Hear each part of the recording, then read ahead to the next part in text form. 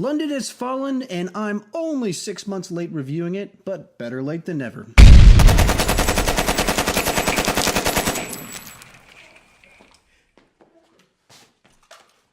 Secret Service agent Gerard Butler is back defending President Aaron Eckhart, this time not in the White House, but in the city of London. They're there to attend a funeral, and while there, all hell breaks loose. The city of London becomes a war zone, and it gets pretty crazy. Now, some people have compared this series to the Die Hard movies. It's Die Hard in the White House, it's Die Hard in London. I view it more as it's under siege in the White House, it's under siege in London, because this isn't really meant to be like Die Hard, where you've got John McClane as the everyman police officer forced into a situation. No, this is much more like the ridiculous Steven Seagal version of that type of plot line, where you have the super expert who's the best of the best of the best, who's put in a situation to show the world he is the best of the best of the best. And very much so, that's what this movie is. It feels like a movie from 1995 being released in the year 2016, which is the same thing that Olympus Has Fallen felt like. It felt like a movie that came out 20 years after that genre of movie had disappeared. And for what it's worth, I like this type of movie. We need more movies like this. This genre, for the most part, has been made just as straight to Blu-ray movies over the last 10 years or so. And so if you go to the Red Box, you'll see a whole bunch of movies you've never heard of before with some guy that you saw in some movie 20 years ago, starring in all these made direct-to-video productions that are low budget and poorly made.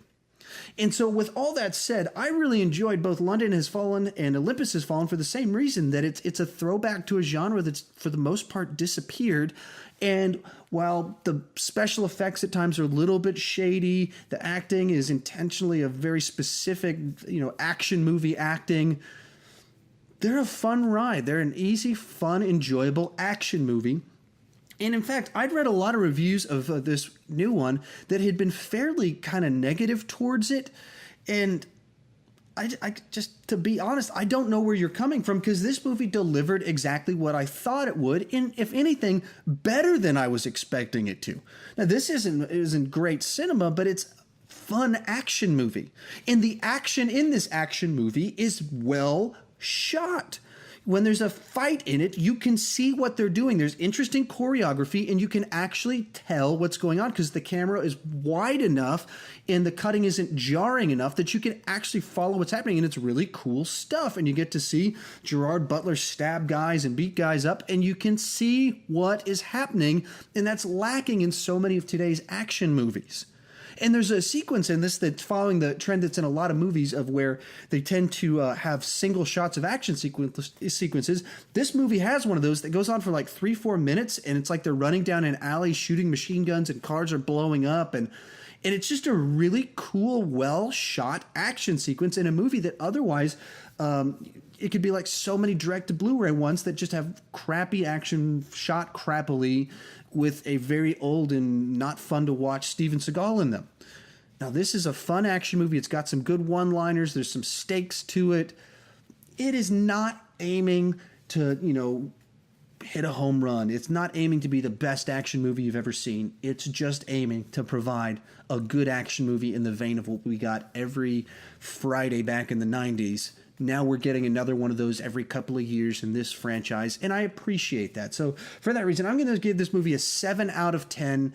It's an enjoyable action movie. If you go into it looking for flaws, you'll find them. If you go into it thinking that the action genre is going to be turned upside down, you won't find it. But if you enjoy 80s, 90s action movies, this is the movie for you. If you don't like 80s and 90s action movies, of course you're not going to like this throwback film. But if you like that genre, this is a movie that I think you're really going to enjoy. And to be honest, I watched it by myself, and then I went, I want to show my wife. And so I watched it like 2 days in a row, because then I showed it to my wife the next day because I watched it, enjoyed it, thought she might enjoy it. So I watched it 2 times in 2 days. Is it a movie that deserves that? Of course not. But for me, it was a movie enjoyable enough that I wanted to share with someone. So I did.